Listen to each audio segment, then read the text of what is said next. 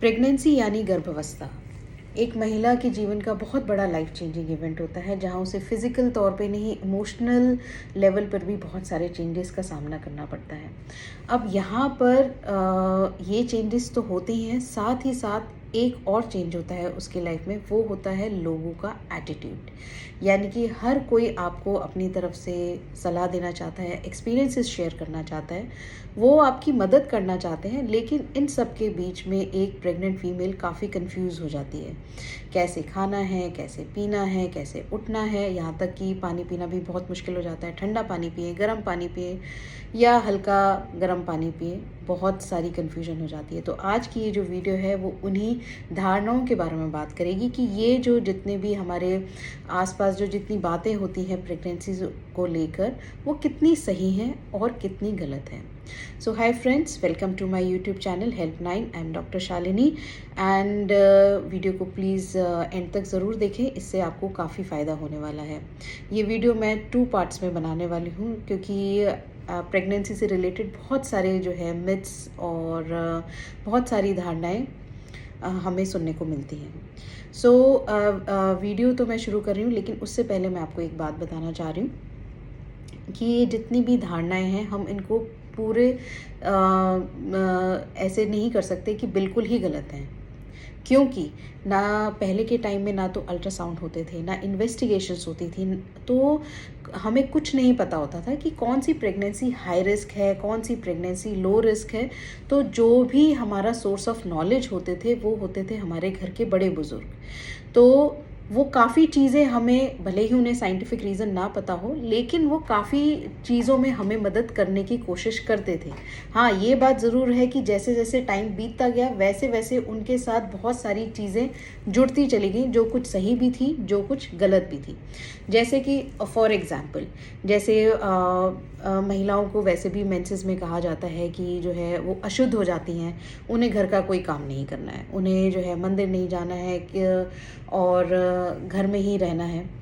लेकिन इन सबसे पहले जो रीज़न था उस चीज़ को करने का, वो ये था कि जो महिलाएं होती हैं वो बहुत सारा काम करती थी पहले, फिज़िकल लेवल पे बहुत ज़्यादा उनको एक्सरसाइजेज होती थी, खेत में भी जाना है, बच्चों को भी देखना है, घर का भी इतना सारा काम करना है, और जितना गेहूँ पीसना सब कुछ महिलाएं करती थी। तो वो 5 दिन स्पेशली जो है ये डिसाइड किए गए कि इन 5 दिनों में, क्योंकि ऑलरेडी ब्लीडिंग हो रही होती है, तो महिलाओं को आराम दिया जाएगा। लेकिन समय के साथ साथ इसके साथ और भी धारणाएं जुड़ती चली गई कि महिलाएं शुद्ध होती हैं, इनको मंदिर नहीं जाना है। बेसिकली फंडामेंटल जो था, इसका बेसिस था, ये था कि आपको महिलाओं को आराम देना है। तो ऐसे ही प्रेगनेंसी के दौरान भी बहुत सारी गलत धारणाएं हैं, जिनको आज हम जानेंगे। सबसे बड़ी जो एक धारणा है वो ये है कि प्रेगनेंसी के दौरान हमें जो है 2 लोगों के लिए खाना खाना होता है। फ्रेंड्स, अगर हम साइंटिफिक लेवल पे जाएं तो हमें जो है जितनी हमारी रिक्वायरमेंट होती है ड्यूरिंग प्रेगनेंसी, वो सिर्फ 300 कैलोरी ज़्यादा बढ़ती है। यानी कि अगर आप प्रेग्नेंट नहीं हैं तो आपको 1800 किलो कैलोरी की आवश्यकता होती है। प्रेगनेंसी में जस्ट ये प्लस 300 कैलोरी बढ़ती है, यानी कि सिर्फ अगर आप 1 ग्लास दूध या 1 कटोरी दाल एक्स्ट्रा खा लेंगे तो वो भी आपकी रिक्वायरमेंट को पूरी कर देगा। लेकिन पहले के टाइम में क्या होता था कि बहुत सारे काम और होते थे, फिज़िकल लेवल पे बहुत ज़्यादा जो है महिलाओं को बहुत ज़्यादा स्ट्रेस रहता था, बहुत सारे काम करने पड़ते थे, तो जो भी वो खाते थे पच भी जाता था। अब आजकल क्या होता है कि हम अपना, अगर 1 रोटी खा रहे हैं तो 2 रोटी कर देते हैं, 2 रोटी खा रहे हैं तो 4 रोटी कर देते हैं। लेकिन वो आप सिर्फ कार्बोहाइड्रेट खा रहे हो, आप एम्प्टी एनर्जी ले रहे हो, आप कैलोरीज ले रहे हो, आप कुछ अच्छा बच्चे के लिए नहीं आप जो है खाने की कोशिश कर रहे हो। यानी कि अगर आपको अपनी डाइट में इंक्लूड ही करना है तो वो आप इंक्लूड कीजिए फ्रूट्स, वेजिटेबल्स इंक्लूड कीजिए, हरी साग सब्जियां खाइए, ठीक है ना। जो नट्स होते हैं, जो हमारे सोर्सेज होते हैं माइक्रो मिनरल्स का, लोह तत्व का, वो हमें थोड़ा सा अपनी डाइट में जो है कॉन्शियसली हमें उसको खाना होता है। क्योंकि जनरली हम फ्रूट्स वेजिटेबल अगर हफ्ते में 1 आध बार खाया, तो अब जो है प्रेगनेंसी में आपको डेली आपको कोशिश करनी है कि आप 1 फ्रूट तो एटलीस्ट ले ही ले एक्स्ट्रा, ओके। बाकी जो है अगर आप ये रोटी और चावल अगर बढ़ा रहे हैं तो इससे जो है आपका सिर्फ जो है वज़न बढ़ेगा, बच्चे को आप कोई एक्स्ट्रा अच्छे से कोई ताकत नहीं दे रहे हैं, ओके। दूसरी बात, दूसरी बात ये कहा जाता है कि अगर जो है प्रेगनेंसी में आप संतरा खाएंगे, आप दूध पिएंगे, केसर डालेंगे, तो इससे जो है बच्चे का रंग गोरा होगा। देखिए, सबसे पहली बात जो है, जो बच्चे का जो रंग होता है वो जेनेटिकली डिटरमाइंड होता है, ठीक है।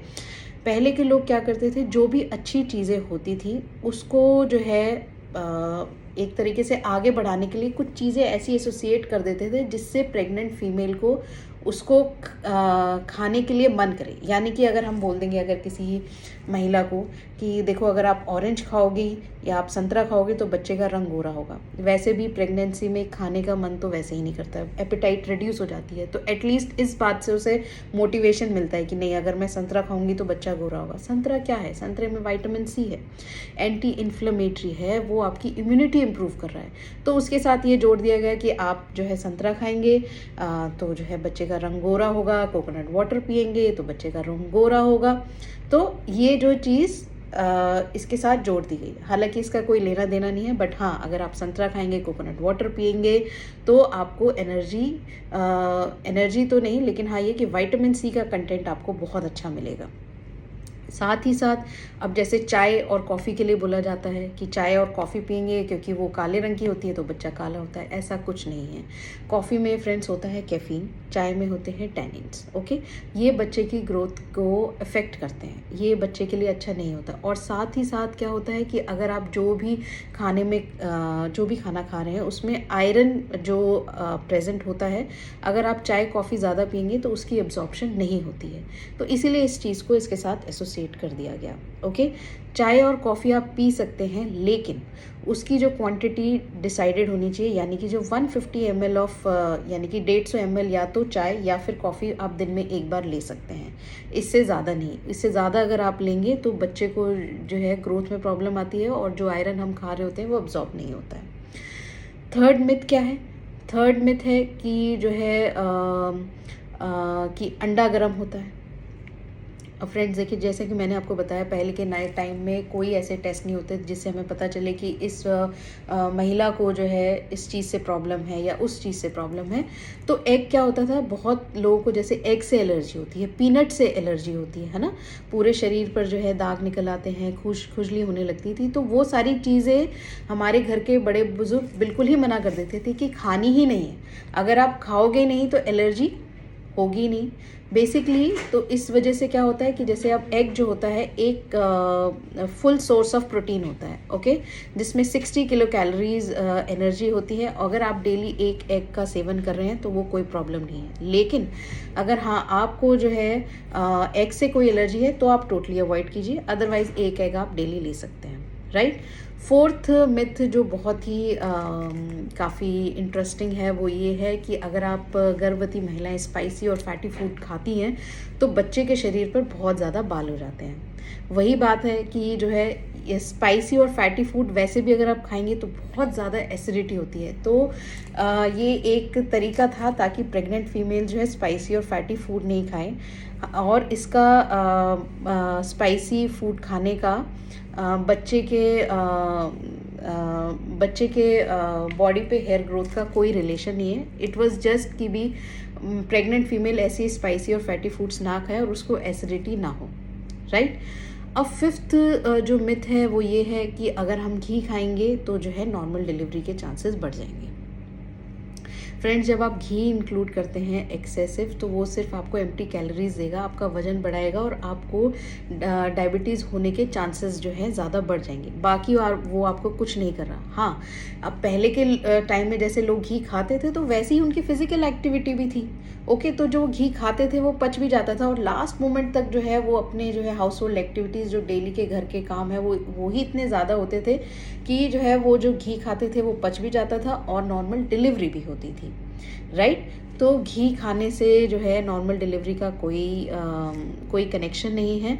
और ऐसा भी बहुत लोग ऐसा भी बोलते हैं कि जब घी खाते हैं तो रास्ता जो है चिकना हो जाता है और बेबी इजीली बाहर निकल जाता है। जो बेबी के जो डिलीवरी है वो डिपेंड करती है कि जो माँ के जो हड्डी का रास्ता है वो कैसा है।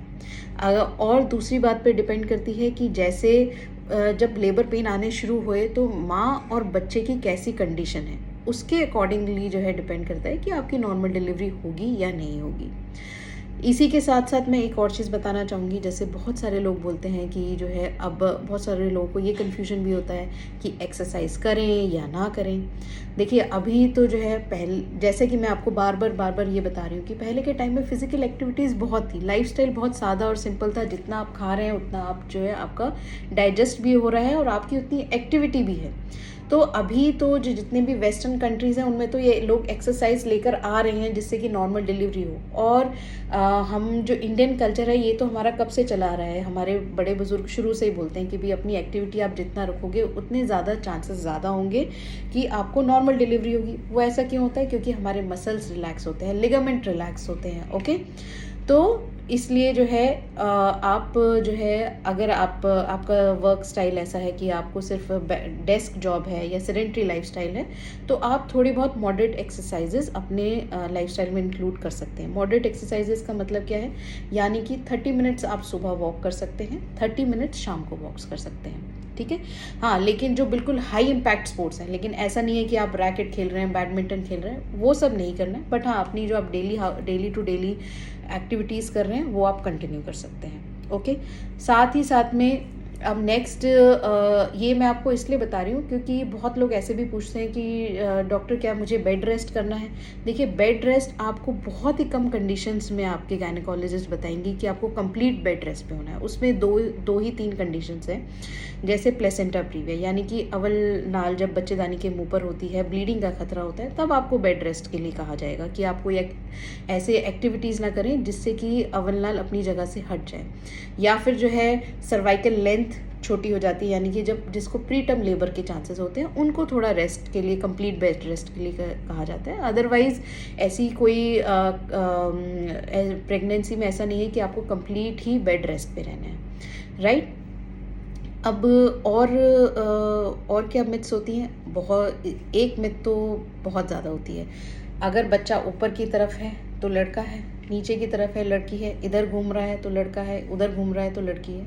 देखिए इससे कोई, ये जस्ट गेम ऑफ गैसिंग होती है, इससे कोई रिलेशन नहीं है कि जो है बच्चा ऊपर की तरफ है तो लड़का है। ये सब कुछ जेनेटिकली डिटरमाइंड होता है, ठीक है। हमें जो है कॉन्सेंट्रेट करना चाहिए कि चाहे बच्चा लड़का हो या लड़की हो, वो जो है स्वस्थ होना चाहिए। ओके, जो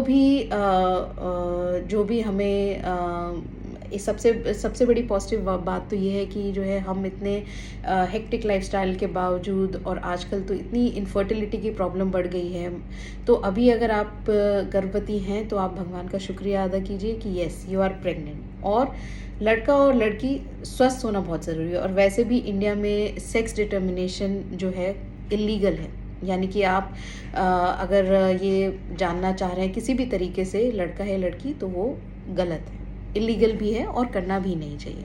तो आज के लिए बस इतना ही। अभी मैं जो नेक्स्ट पार्ट जो है pregnancy, myths and fact during pregnancy, ये जो है हम नेक्स्ट वीडियो में भी कंटिन्यू करेंगे।